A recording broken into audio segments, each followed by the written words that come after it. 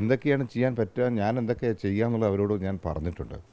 ബാക്കിയുള്ളവരെ പോലെയാണെന്ന് ഞാൻ പറയുന്നില്ല. ഞാൻ പറഞ്ഞാൽ പറയുന്നത് പ്രവർത്തിക്കുന്ന ഒരാളാണ്. ഇതുവരെയുള്ളതിൻ്റെ രാഷ്ട്രീയപരമായിട്ടുള്ള സാമൂഹികപരമായിട്ട് ഞാൻ ചെയ്യാൻ പറഞ്ഞിട്ടുള്ള എല്ലാ കാര്യങ്ങളും ഞാൻ ചെയ്തിട്ടുള്ള ഒരാളാണ്. തിരഞ്ഞെടുപ്പ് ഫലം വരാൻ മണിക്കൂറുകൾ മാത്രമേ ഉള്ളൂ. അപ്പോൾ തുടക്കം മുതൽ വലിയ പ്രതീക്ഷയാണ്. ഇപ്പോൾ ഈ നിമിഷത്തിൽ എന്താണ് പറയുന്നത്? വളരെ സന്തോഷത്തോടെയും നല്ല പ്രതീക്ഷയോടെയും തന്നെയാണ് ഇപ്പോഴും നിൽക്കുന്നത്. കാരണം കഴിഞ്ഞ മാർച്ച് 21 ഞാൻ ശരിക്കും പറഞ്ഞാൽ അന്നല്ല, 22 മുതലാണ് ഇതിൻ്റെ പ്രവർത്തനം ഞാൻ ആരംഭിക്കുന്നത്. 9 ഇലക്ഷൻ, ഇതിൻ്റെ ഇടയിൽ ആ പണ്ടൊരു 10-14 ദിവസമാണ് എനിക്ക് കിട്ടിയത്. 14 ദിവസത്തെ ഇലക്ഷൻ്റെ പ്രചരണം എന്ന് പറയുന്നത് വളരെ സന്തോഷം നൽകിയ നിമിഷങ്ങളായിരുന്നു.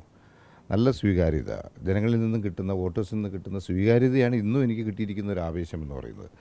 എക്സിറ്റ് പോളൊന്നും എല്ലാം ഇടതുപക്ഷത്തിന് അനുകൂലമായിട്ടോ അല്ലെങ്കിൽ തിരുവനന്തപുരം സെൻട്രൽ എല്ലാം ചിലത് മാറിയാണ് പറഞ്ഞിരിക്കുന്നത്. എനിക്കറിയില്ല എന്തൊക്കെയാണെന്നുള്ളത്, എനിക്കറിയില്ല. എങ്കിലും ശരി തന്നെ ഞാൻ കണക്ക് കൂട്ടിയപ്പോഴും, വ്യക്തിപരമായി കൂട്ടിയപ്പോഴും, പാർട്ടി കണക്ക് കൂട്ടിയപ്പോഴും എല്ലാം ഭൂരിപക്ഷത്തോടെ തന്നെയാണ് കാണുന്നത്. ഇനിയും മാറ്റി എന്തൊക്കെയാണ് എന്നുള്ളത് നാളെ ഏതാണ്ട് ഈ സമയമാകുമ്പോൾ എല്ലാം വ്യക്തമാവുമല്ലോ. ഞാനത് പറഞ്ഞതുകൊണ്ട് അല്ലാത്ത വോട്ടുകൾ മാറാനും പോകുന്നില്ല, തിരിച്ചു ആകാൻ പോകുന്നില്ല. സോ നമുക്ക് നാളെ വരെ ഒന്ന് വെയിറ്റ് ചെയ്യാം. സന്തോഷത്തോടെ, വളരെ ആകാംക്ഷയോടെ, നല്ല പ്രതീക്ഷയോടെ ആണ് ഞാനിരിക്കുന്നത്. അപ്പോൾ ഈ സ്ഥാനാർത്ഥികളിലേക്ക് വന്നാൽ ഒരേ നാട്ടുകാരായ 2 പേര്, മറ്റൊന്ന് മുതിർന്ന നേതാവ് കൂടിയ CP ജോൺ മത്സരിക്കുന്നു. അപ്പോൾ ഒരു മത്സരം എങ്ങനെയായിരുന്നു 3 പേർ?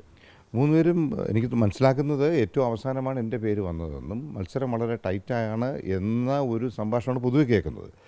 പൊതുവെ കേൾക്കുന്ന ഒരു 10 ദിവസം മുമ്പേ കിട്ടിയിരുന്നെങ്കിൽ ഈ ഒരു വാക്കുണ്ടാവില്ലായിരുന്നു എന്ന് എനിക്ക് തോന്നുന്നു. പൊതുവെ ഒരു സംഭാഷണമുണ്ട്.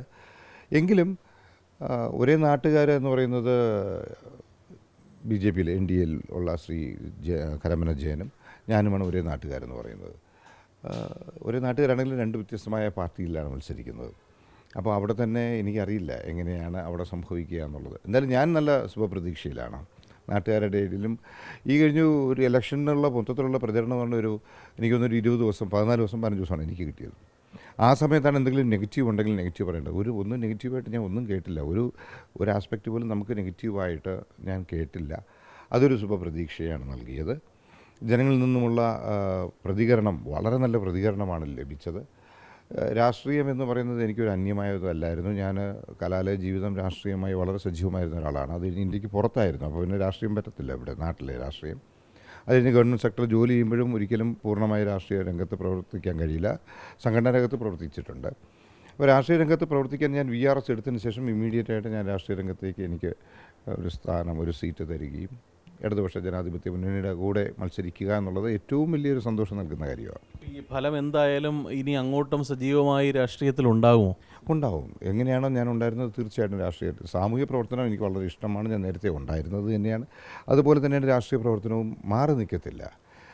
പാർട്ടി എന്താണോ ചുമതലകൾ നൽകുന്നത്, പാർട്ടിയോടൊപ്പം ഞാൻ ആദ്യം തുടങ്ങുന്നതും ഇടതുപക്ഷത്തിനോടൊപ്പം അവസാനം വരെയും ഇടതുപക്ഷത്തിനോടൊപ്പം നിന്നുകൊണ്ടുള്ള പാർട്ടി ഏൽപ്പിക്കുന്ന എന്ത് ചുമതലയും അതനുസരിച്ച് പ്രവർത്തിക്കാൻ എന്നുള്ളതാണ് എൻ്റെ ഉത്തരവാദിത്വം. ഈ തിരുവനന്തപുരം മണ്ഡലത്തെ സംബന്ധിച്ച് തീരദേശ മേഖലയിലെ വോട്ടുകളൊക്കെ നിർണായകമാണല്ലോ. അപ്പോൾ ഇവിടേക്ക് ഓടിയെത്താൻ കഴിഞ്ഞിരുന്നു ഈ ചുരുങ്ങിയ ദിവസം? അതിൽ മനസ്സിലാക്കേണ്ട ഒരു കാര്യം എന്ന് വെച്ചാൽ ഏതാണ്ട് 22 വാർഡുകളിൽ ഏതാണ്ട് 5 വാർഡുകളാണ് തീരദേശം എന്ന് പറയുന്നത്. ബാക്കി കാണുന്ന 17 വാർഡുകളോളം അപ്പുറത്തുണ്ട്. അപ്പോൾ ഈ 5 വാർഡുകൾ എന്ന് പറയുന്നത് വളരെ നിർണായകമാകുന്നു എന്ന് പറയുമ്പോൾ മനസ്സിലാക്കേണ്ട ഒരു കാര്യമുണ്ട്. 5 ഇടത്തും ഇടതുപക്ഷത്തിന് വളരെ നല്ല സാന്നിധ്യമുള്ളതാണ്. അതിൽ ഒരിടത്ത് മാത്രമേ ഉള്ളൂ ഞാൻ അല്പം കുറവായിട്ട് എനിക്ക് തോന്നിയിട്ടുള്ളൂ ഇതുവരെയും.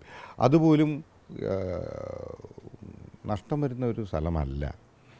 അതുകൊണ്ട് തീരദേശ പ്രദേശത്ത് ഒരുപാട് ബുദ്ധിമുട്ടുകൾ അനുഭവിക്കുന്നുണ്ട്. അവർക്ക് വേണ്ട എന്തൊക്കെയാണ് ചെയ്യാൻ പറ്റുക, ഞാൻ എന്തൊക്കെ ചെയ്യാമെന്നുള്ളത് അവരോട് ഞാൻ പറഞ്ഞിട്ടുണ്ട്.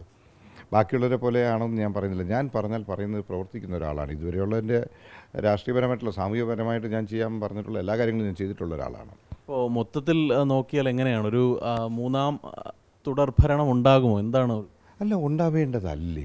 എനിക്ക് സാധാരണ മനസ്സിലാവാത്തൊരു കാര്യമാണ്.